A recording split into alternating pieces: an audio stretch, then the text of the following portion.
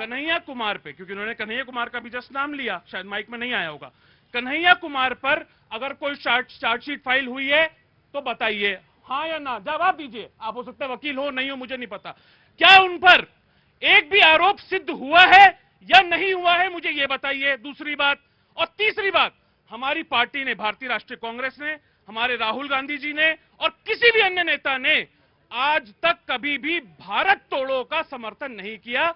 भारत को तोड़ने का काम हम नहीं करते, भारत को जोड़ने के लिए हमने 4000 किलोमीटर की और उसको 6000 किलोमीटर की यात्रा करने का काम। मैंने इस बात की तस्दीक करी कि मैंने इस बात की तस्दीक करी। नहीं, मैं देता हूं कि आपने क्लैरिफिकेशन लिया। मैंने क्लैरिफिकेशन इसलिए लिया क्योंकि आपने शुरुआत जो की वो गलत की, इसलिए मैंने बात कही। मैंने इन्होंने अभी भी जवाब नहीं दिया कि जेएनयू में राहुल गांधी गए या नहीं गए। आप जवाब दो, यहाँ पे जवाब दो। पहले सुनिए, राहुल गांधी जी ने, मैं उसी बात, क्योंकि जेएनयू की घटना को भारत तोड़ो से जोड़ने का काम कर रहे हैं, राहुल गांधी जी ने, दोबारा स्पष्ट कर दे रहा हूं लोगों के लिए और आपके तमाम व्यूअर्स के लिए, राहुल गांधी जी ने जेएनयू से कभी भी या किसी और क्षेत्र से कभी भी किसी मंच से भारत तोड़ो को समर्थन नहीं किया है। हम उसका हमेशा विरोध करते हैं। प्रोग्राम की बात कर रहे हैं, साथ में गए, वहां पे खड़े होकर उनसे बात करी और कन्हैया कुमार को टिकट दिया। पूरी दुनिया ने देखा है, पूरी दुनिया ने देखा है कि कन्हैया कुमार नहीं, कन्हैया पे देखिए, बहस कहीं फिर दूसरी तरफ चली गई ना। तो आज उस पर बात हो रही है ना कुछ। बात दरअसल ये हो रही थी कि प्रधानमंत्री ने यह कहा कि जब मैं कहीं जाता हूं, मिलता हूं, तो मैं 140 करोड़ लोगों से कहा, अगर मैं हाथ मिला रहा होता हूं तो 140 करोड़ जनता जो है वो हाथ मिला रही होती। बात इस पर थी, लेकिन बात वहां से निकली और दूर तक चली गई। वो यही होता है, आरोप कहां से कहां तक पहुंच जाते हैं। शुरुआत यहां से थी। जी प्रतीक जी, जहां तक हम सभी जानते हैं, किसी चीज को अगर हम जोड़ें तो जाहिर सी बात है यूनिफॉर्मिटी होनी चाहिए, तभी जुड़ सकता है। देश के अंदर 28 पूर्ण राज्य और 8 केंद्र शासित प्रदेश हैं। सारे जगह एक जैसा कानून हो, एक जैसी व्यवस्था हो, जुड़ाव तो तभी होगा ना। ऐसा तो नहीं हो सकता कि एक जगह दूसरा कानून हो, दूसरे जगह दूसरा कानून हो। हमारे मित्र कह रहे हैं, देखिए क्या है, पॉलिटिकल फोर्सेस के साथ ये बड़ा मतलब जो दिक्कत है, ये ना जब रैली में जाते हैं तो पता नहीं क्या इस तरह की बातें करते हैं, ये कर दूंगा, वो कर दूंगा, और जब न्यायालय में जाते हैं ना ये तो वहां भाई बोलते हैं बड़ा संभल के, पता नहीं क्योंकि भाई एक्शन हो जाएगा ना। आर्टिकल 370 हटने के बाद ये क्या कहते हैं, अगर हम आते हैं जम्मू कश्मीर में, उसको रिवाइव कर देंगे। जो ये तोड़ना है या जोड़ना, ये बता दें हमें। जो नंबर 1, अरे भैया संघ आपका जो है उसमें नहीं बोला। अभी मैं तथ्य दे दूंगा, अभी तथ्य दे दूंगा मैं। जो अभी नहीं, अरे भाई साहब जो है ना, आपके घोषणा पत्र में लिखा हुआ है गलत, बिल्कुल। अभी मैं दिखाऊंगा। आर्टिकल 370 का रिवाइवल की बात कर रहे हैं। कांग्रेस पार्टी का घोषणा पत्र निकाल लीजिए जिसमें लिखा हुआ। अरे भाई, उन्होंने मान लिया कि 370 जो लगाया वो ठीक हटाया, वो ठीक हटाया। अब तो इसके हिसाब से तो मान लिया। ये मानते हैं? अब आगे बढ़िए ना। नहीं, ये मानते हैं क्या?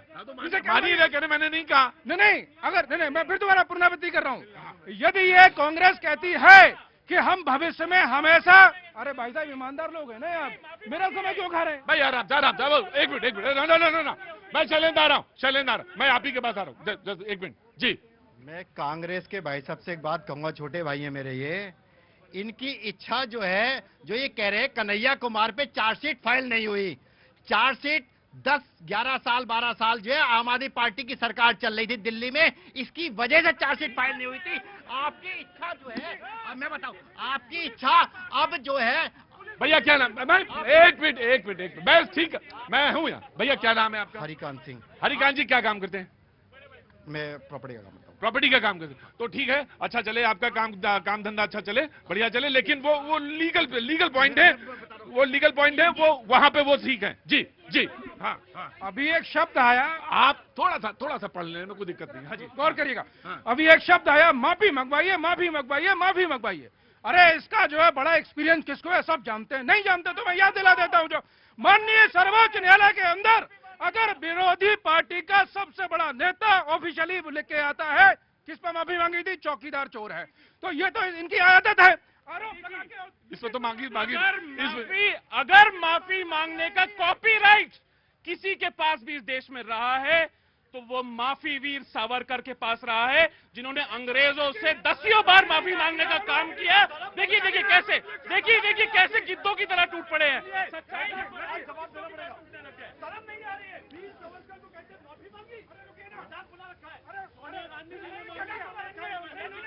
मैं 2 मिनट दीजिए, मैं आप ही को दोनों को दूंगा, मैं दोनों को।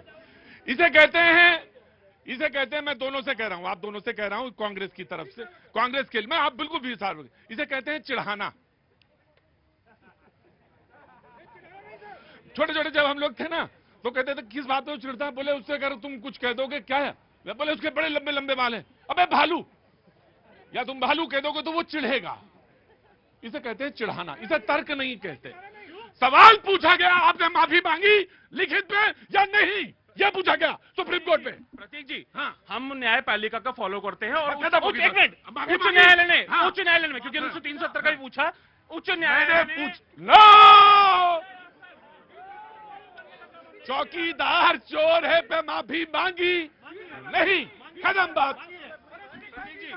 हमें तो अपने देशवासियों से माफी मांगनी पड़ रही है जो अंग्रेजों से माफी मांग रहे हैं। मैं आ गया सर, वीर सावरकर को वो 6x6 का सेल जो है ना वो दिखाना जरूरी है। मैं दे दूंगा, मैं सर दे दूंगा, जरूर दे दूंगा। मैं सिर्फ एक ही बात कहना चाहता हूं, कौन कहता है कि शायर कवियों के पास बहुत सारे वर्ड्स होते हैं? ना ना ना ना, नेताओं से ज्यादा नहीं होते हैं। मैंने 4 बार कोशिश करी, 4 बार कोशिश करी और चारों बार उस बंदे ने मुझे लौटा दिया।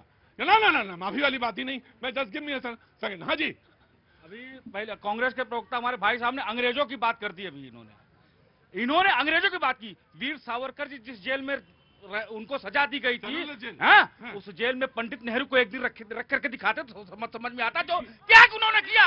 एक बात और, अंग्रेजों की बात क्या कर रहे हैं? अंग्रेजों की चाटुकार कौन था ये बताइए आप। नेताजी सुभाष चंद्र बोस। मैं देशवासियों आपको बताना चाहता हूँ, इतिहास की बात इन्होंने किया है।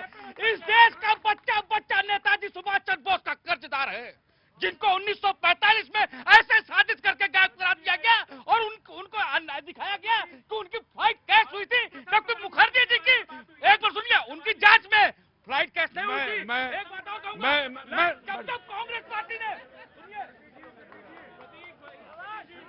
मैं एक मिनट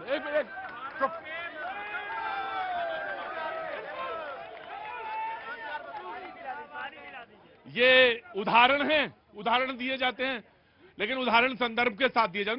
मैं वीर सावरकर नहीं, मैं वीर सावरकर पे आप ही को दूंगा। मैं जानता हूं शैलन जी आप ही के पास आएगा। एक बात भैया मैं जानता हूं, मैं ज्यादा बहुत कुछ तो नहीं पढ़ पाया, इतना जानता हूं जो वहां जेल गया उसकी रज उठाइए ऐसे और माथे पे लगा दीजिए, क्योंकि जो आज सांस ले रहे हैं वो वही है। बस इन्होंने अंग्रेजों की बात की। मैं कहना चाहता हूँ, क्या नेहरू जी ने अंग्रेजों से लिखित करके माफी नहीं मांगी थी? क्या अंग्रेजों के जेल में नेहरू जी बिरयानी खा करके यूनियन जैक के नीचे शपथ नहीं लिए थे? ये झूठ बोलते हैं। कांग्रेस ने लाल बहादुर शास्त्री जी के साथ जिसने भी कांग्रेस से आंख मिलाने का प्रयास किया, कांग्रेस ने उनको निकाल के फेंक दिया। ये कांग्रेस गद्दार पार्टी है, गद्दार है, नहीं ऊपर है। आप इसके बाद आएगा नंबर आपका, इसके बाद। एक मिनट। अब मैं एक ऐसा तथ्य देने जा रहा हूं प्रतीक जी, यदि मुझे आपके कृत्यों पे आपत्ति है तो क्या मैं कभी भविष्य में आपको पुरस्कृत करूंगा? नहीं करूंगा, कभी नहीं करूंगा। लेकिन कांग्रेस के शासन काल में सबसे प्रभावी प्रधानमंत्री स्वर्गीय श्रीमती इंदिरा गांधी के द्वारा वीर सावरकर को डाक टिकट जारी किया था या नहीं किया था, ये बताइए ऑफिशियली। जो किया था या नहीं किया था? तो एक तरफ तो जनता में सनसनी फैलाने के लिए माफी मांगी और दूसरी तरफ डाक टिकट जारी कर दो। तो ये तो उनका दोहरा चरित्र है। एक चीज और बताएं आपको, सिर्फ वही नहीं, कांग्रेस के जमाने में एक सूचना प्रसारण